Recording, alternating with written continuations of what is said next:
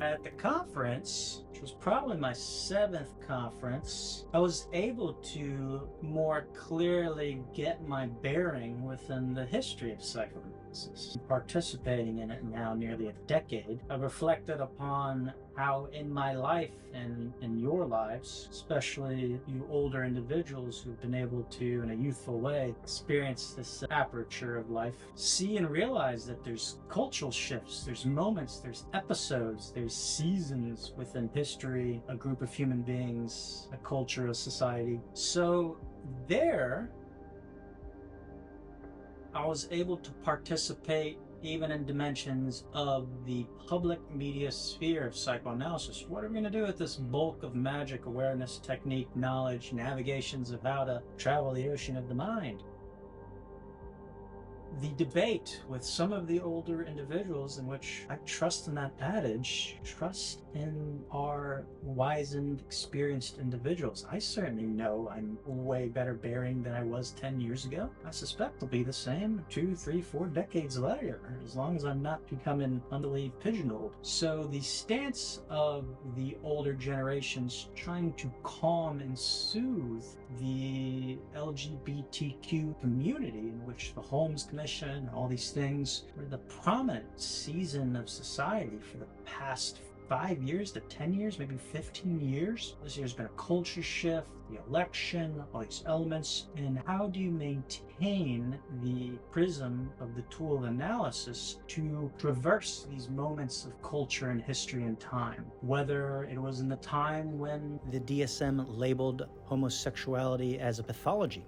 What on earth would have been the political statement of APSA back then, through times of World War II, Vietnam War, of Cold War, of this and that, not just about war, positive things, etc. How does the free association, curiosity, ambivalent adventure that is psychoanalysis and understanding the vicissitudes of the jungle, both dark and light, allowed to continue our voyage forward in a way that does not become dogmatic or stuck? Most aptly in the field of analysis, doesn't get stuck just in pure Freudian Zunvi stuff. That doesn't get stuck in just Kleinian or just Winnicott or just Bionian or just subject relational or just... No, obviously, this riddle of the jungle up there of it not just being one thing. Let's think, adapt, prism, flow, go through different seasons, continue the navigation forward into the wilderness, into the ocean.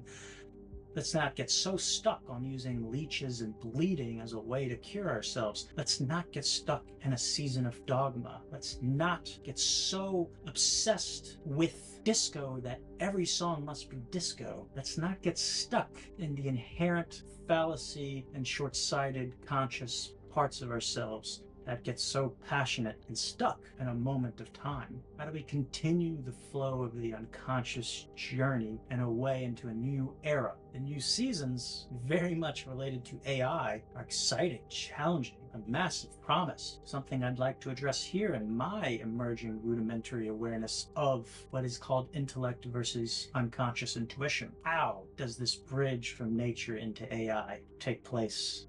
As a trained violinist teaching someone how to have fun on the strings, rolling on a river. So, can we create an AI who dances in a charming, fun, comedic way that has its own signature and style? Everyone has their burgeoning opinion and sense, perspective, intuition on the matter. I am no expert. Do not worry, I'm not going to pretend to be. But in this moment, as I think of Richard Dawkins' extended phenotype on theory, that the matrix of life and the DNA code is a much broader, comprehensive dance at hand. That's not just these singular little units of life. It's a broader spectrum of multiple nodules of life interacting within a matrix with the DNA's transcription and background, invisible Holy Spirit, pulling in more and more physics into the realm of the design and architecture of nature. Great, beautiful idea. Makes sense. Checks out in my book. In the name of self-propagation and copying, inherently properties of life within this condensation of physics. Nature, the song, the medium,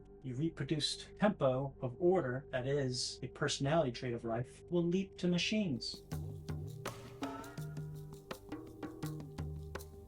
No big deal. Life does this. It's a song, it's a medium, it's a matrix that expands outward and brings more in. Now, the matrix is just bringing in computer, technology, silicon. It's still bringing it into the matrix of the orchestra of order and design.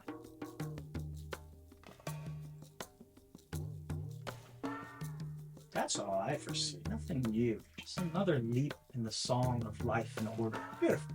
Great. It belongs. It's ancient. It's old. It's going to keep going.